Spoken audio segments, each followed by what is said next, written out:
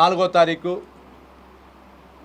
ఒక సైకో పాలన నుంచి విముక్తి పొందిన రోజు.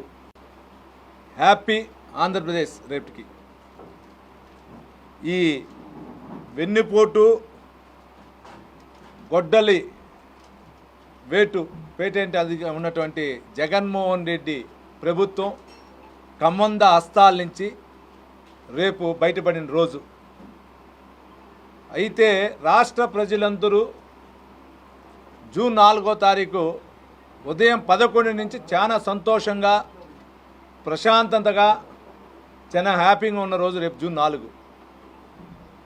అయితే ఈ జగన్మోహన్ రెడ్డి గారు ఆయనతో పాటు ఉన్న కోటరి రాష్ట్ర వ్యాప్తంగా రేపు వెన్నుపోటు దినం అని చెప్పారు.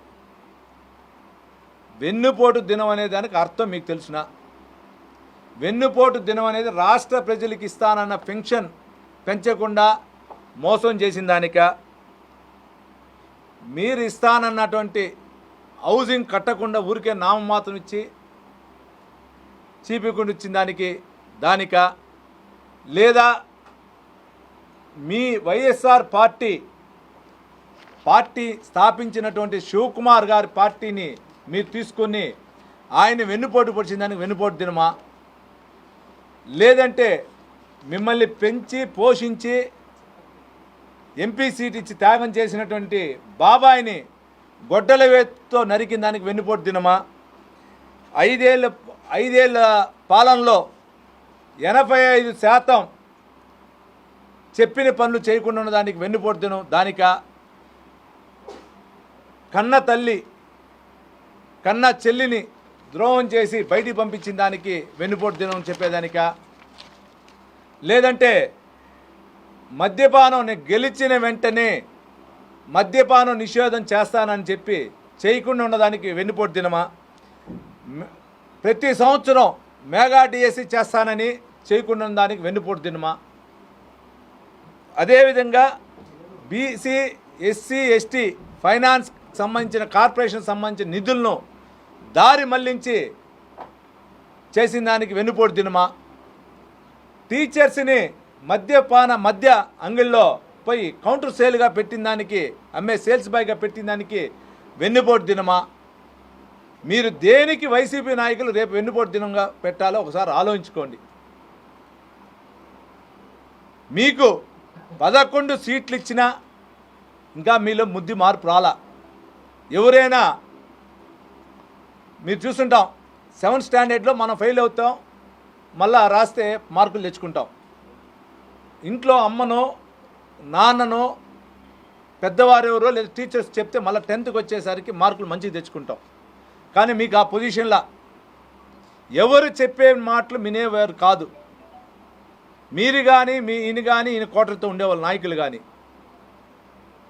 ఒకటే వెన్నుపోటు దినం చెప్పేదానికి రాష్ట్ర ప్రజలందరినీ, ఆంధ్రప్రదేశ్ రాష్ట్ర ప్రజలందరినీ కూడా మిమ్మల్ని ఓడించినారనే ఉద్దేశంతో ఈరోజు రేపు వెన్నుపోటు దినంగా పెట్టి రాష్ట్ర ప్రజలపైన కక్ష సాధింపు చేయడానికి కూడా మీరు కోరుకుంటూ ఉన్నారు. అంటే రేపు వెన్నుపోటు దినంగా పెడుతూ అన్ని చోట్ల ధర్నాలో ఘర్ష వాతావరణం చేసి ప్రజలందరినీ ఇబ్బంది పాలు చేయాలని చేస్తున్నారు. అంటే మీరు గత 2019 నుంచి 24వ సంవత్సరం వరకు మీరు చేసిన సైకో పాలన కానీ, మీరు ఉన్నటువంటి ఎమ్మెల్యేలు కానీ, మీలో ఉన్నటువంటి మంత్రులు కానీ చేసినటువంటి పాలన వల్ల ప్రజలు ఇబ్బంది పడిందో, ఏ విధంగా ఇబ్బంది పడిందో మీకు తెలుసు. తిరిగి వాళ్ళని అదేవిధంగా ఇబ్బంది పెట్టాలనే ఉద్దేశంతో మీరు మళ్ళా వెన్నుపోటు దినంగా చెప్తున్నారు. ఇది మీకు న్యాయమా? జగన్మోహన్ రెడ్డి గారు కానీ, ఆయనకి మద్దతు ఇస్తున్న వైసీపీలో ఉన్నటువంటి 11 ఎమ్మెల్యేలు కానీ, మిగిలిన 164 నియోజకవర్గాలకు సంబంధించిన ఇన్ఛార్జీలు కానీ ఆలోచించుకోవాలి. ఎందుకంటే మా చంద్రబాబు నాయుడు గారు చెప్పిన ప్రకారం సూపర్ 6లో చెప్పిన పథకాల ప్రకారం ఇస్తున్నాడు. మొదటి సంతకమే పెన్షన్ పైన సంతకం పెట్టాడు. రెండో సంతకం ల్యాండ్ టైటిల్ యాక్ట్ ప్రకారం ల్యాండ్ టైటిల్ యాక్ట్ పైన పెట్టారు. మూడో సంతకం డిఐసి పైన పెట్టాడు. 4వ సంతకం అన్నా క్యాంటీన్ పైన పెట్టాడు. 5వ సంతకం స్కిల్ డెవలప్మెంట్ కోర్సు పైన దానికి సంబంధించిన పైన పెట్టాడు. 6వ సంతకం ప్రతి ఇంటికి మహిళకి ఏ విధంగా చెప్పారో ఎలక్షన్ ముందు గ్యాస్ 3 సిలిండర్లు సంవత్సరానికి ఇస్తామన్నారో వాటిపైన పెట్టాడు. మీలాగా ఎక్కడ మోసం చేయాల, మీలాగా గతంలో చెప్పిన విధంగా ఎక్కడ చంద్రబాబు నాయుడు గారు కానీ ఎన్డీఏ కూటమిలో మా పెద్ద ఆయన చంద్రబాబు నాయుడు గారు, డిప్యూటీ సీఎం పవన్ కళ్యాణ్ గారు కానీ, ఐటీ శాఖ మంత్రులు అయినటువంటి నారా లోకేష్ బాబు గారు ఎక్కడ కానీ, అదేవిధంగా దేశంలో ఉన్నటువంటి బీజేపీ ప్రధాని మోడీ గారు కానీ ఎక్కడ కానీ మేము చెప్పిన దానికంటే ఎక్కువ చేస్తూ ఉన్నాం. ఈరోజు మీరు ఒకసారి ఆలోచించాలి. గతంలో వైసీపీలో మీరు 2019 నుంచి 24 చెప్పినప్పుడు ఇచ్చిన పథకాలేమి, ఆ రోజు చెత్త పన్ను పైన కూడా మీరు చెత్త పన్ను విధించారు. చెత్త పైన కూడా ఈరోజు దాన్ని మేము చెత్త పన్ను క్యాన్సిల్ చేసాం. మీకు అది తెలుసుకోవాలి. సుమారు రైతులకి 1674 కోట్లు ధాన్యం కొనుగోలు చేసిన రైతులకు కూడా ధాన్యం డబ్బు రిలీజ్ చేయడం జరిగింది. అన్నా క్యాంటీన్లు మూసేసిన 203 అన్నా క్యాంటీన్లు మూసేస్తే దాంట్లో 21 అన్నా క్యాంటీన్లు తెరిచాం. దీంతోపాటు 21 దేవాలయాల్లో నిత్య అన్నదానం ప్రారంభించాం మీరు క్లోజ్ చేస్తే.